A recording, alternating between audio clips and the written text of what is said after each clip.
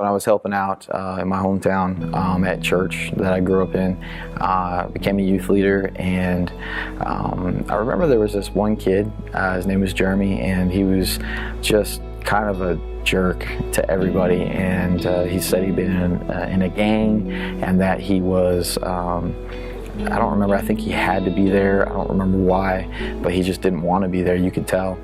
And he kept on just harassing people, disrupting during service, to the point where a lot of the leaders got together and said, you know what, let's just kick this kid out. And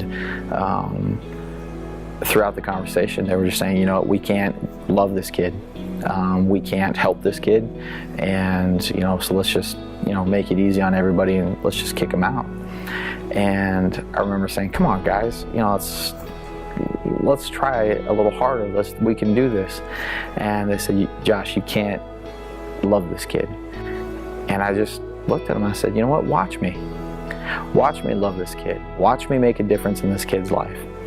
So they said fine, and every time the kid got in trouble, they sent me over there. And you know, there was one night where he was really, I don't know what he was angry about, but he was really acting out, to the point where I had to pull him out of service and actually go outside and talk to him. And I remember he was shaking and he was getting really angry. And at one point I was actually wondering if he was going to hit me. I let him yell, I let him cuss, and I just picked a moment and I just looked at him in his eyes and I said, man, bro, don't you know that I care about you, that I really do love you, man. And you take all the love I have for you, and God has so much more. God really loves you. And something just broke.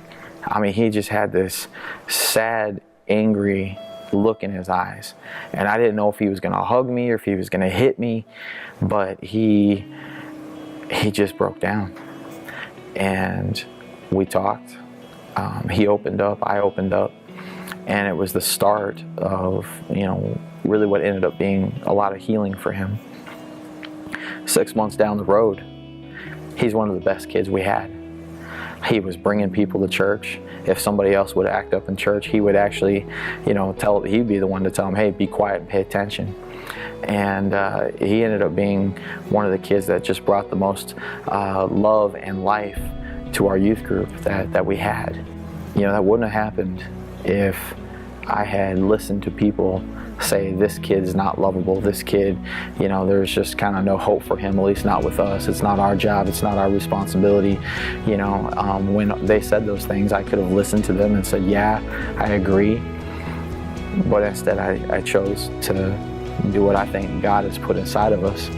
And when people say things like that, this person's unlovable, this person's not worth it, this person, well, you tried and they just didn't, you know, they didn't respond, that's not your fault.